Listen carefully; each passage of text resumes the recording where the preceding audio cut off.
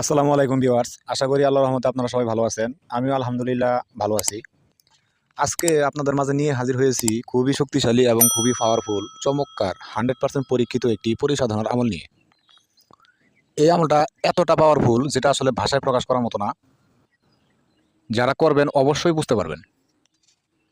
তো বেশি কথা না বলে আমলের দিকে চলে যায়। এই আমলটা করতে গেলে কি প্রয়োজন আছে, কিভাবে করতে হবে, কথাগুলো মনোযোগ সহকারে শুনবেন এবং ভিডিওটি পুরোটা দেখবেন। এই আমলের অনুমতি নারী এবং পুরুষ 18 বছর উপর থেকে 50 বছর বয়স পর্যন্ত সবাইকে দিয়ে দেওয়া হলো। নতুন করে এই আমলের জন্য অনুমতি নিতে হবে না। তো যাই হোক, এই আমলটি করতে গেলে প্রথমত আপনাকে যে জিনিসটা প্রয়োজন হবে সেটা হচ্ছে নির্জন নিরিবিলি ফাঁকা একটি রুমের প্রয়োজন, যে রুমের ভিতরে আপনি আমল করবেন। আমল করার আগে এবং পরে সাথে মাঝখানে কেউ যাতে জানতে না পারে আপনি এই ধরনের আমল করতেছেন, এমনকি আমল করার সময় কেউ যেন ডিস্টার্ব না করে সেটাও খেয়াল রাখতে হবে, কেউ যাতে বুঝতে না পারে সেটাও খেয়াল রাখতে হবে। এই সমস্ত আমল সবসময় গোপনে করতে হয়, লোক চক্ষুর আড়ালে করতে হয়। এই আমলটা রাত 11টার পর থেকে 1টা পর্যন্ত, এর ভিতরেই আপনারা শুরু করার নিয়ম শুরু করতে পারবেন, শনিবার অথবা মঙ্গলবার। এখন শনিবার যদি করেন তাহলে শুক্রবার দিন যাওয়ার পরে রাত্রে করবেন, এবং মঙ্গলবার যদি করেন তাহলে সোমবার দিন যাওয়ার রাত্রে করবেন। কিছু জিনিসের প্রয়োজন আছে এই আমলে, সেক্ষেত্রে গুগল লোবান, 5টা আগরবাতি এবং ভালো সুগন্ধি গোলাপের আতর, যেটা আপনার পাক পবিত্র ভালো পোশাকে মাখতে হবে, জায় নামাজে মাখতে হবে। আর যে ঘরের ভিতরে আমল করবেন সেই ঘরের ভিতরে আমল শুরু করার 15 মিনিট আগে আপনারা গুগল লোবান এগুলো জ্বালিয়ে ভালো করে সুগন্ধ করে নেবেন। ভালো করে সুগন্ধ হওয়ার পরে তারপর আপনারা ঠিক নির্দিষ্ট সময় অনুযায়ী রুমের ভিতরে ঢুকবেন আমল করার জন্য। এই আমল করতে গেলে অবশ্যই হিসারের প্রয়োজন আছে। এমনিতে কোনো পরহেজ নেই, যে কোনো ধরনের খাবার খেতে পারবেন, হালাল খাবার। শরীর বন্ধ করে নিতে হবে, বন্ধ ঘেরাও দিতে হবে। প্রয়োজনে আপনার এবং আপনার নিজের ফ্যামিলি মেম্বার সদস্য যারা আছে সবার নিরাপত্তার ব্যবস্থা করে নেবেন, যাতে তাদের কোনো ক্ষয়ক্ষতি অথবা সমস্যা না হয়।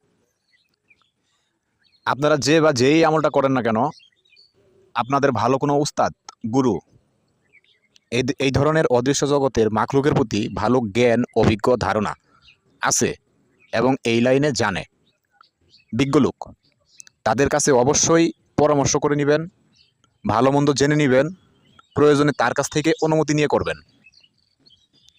আর যদি এমন হয় তাহলে সেক্ষেত্রে তার কাছ থেকে গাইডলাইন নিয়েও করতে পারেন। কেননা এই সমস্ত আমল যতটা সহজ মনে হয় আসলে ততটা সহজ না।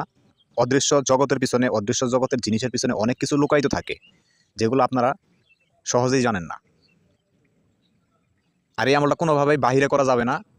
অন্ধকার ঘরের ভিতরে লাইট ফ্যান সব অফ করে, চোখ বন্ধ করে, পূর্ব দিকে মুখ করে বসে শরীর বন্ধ করে নেবেন, বন্ধ ঘেরাও দিয়ে নেবেন, সামনে গুগল লোবান এগুলো জ্বলতে থাকবে, আগরবাতি 5টা জ্বালাবেন। তারপর বন্ধ ঘেরাওয়ের ভিতরে বসে স্ক্রিনে আমি যে দোয়াটা দিয়ে দিয়েছি এই দোয়াটা আপনারা 1111 বার পড়বেন। মজার বিষয় হচ্ছে প্রথম দিনও যদি আসে, আমল শেষ করার পরে তারপরে ওনার সঙ্গে বন্ধুত্ব করে নেবেন, ডাকার নিয়ম কানুন জেনে বিদায় দিয়ে দিবেন। প্রথম দিন কোনো কাজ দিবেন না। তো প্রথম দিন যদি না আসে তাহলে একটানা 7 দিন পর্যন্ত এই আমলটা করবেন কন্টিনিউ, প্রতিদিন, একদিনও গ্যাপ দেওয়া যাবে না। এই 7 দিনের ভিতরে যেই দিনই আসুক না কেন আপনারা আমল শেষ করার পরে তারপরে তার সাথে বন্ধুত্ব করে নেবেন। আমল শুরু করার আগে তওবা ইস্তেগফার দুরূদ শরীফ পড়ে নেবেন এবং আমল শেষ করার পরেও দুরূদ শরীফ পড়ে নেবেন। এই হচ্ছে আমল। তো যাই হোক, সব কিছু বলে দিয়েছি। এর ভিতরে যদি কোনো কিছু বুঝতে বাকি থাকে অথবা যে কোনো ধরনের কাজের অথবা পরামর্শ, তাহলে অবশ্যই যোগাযোগ করবেন। আজ এই পর্যন্ত। আল্লাহ হাফেজ, আসসালামু আলাইকুম।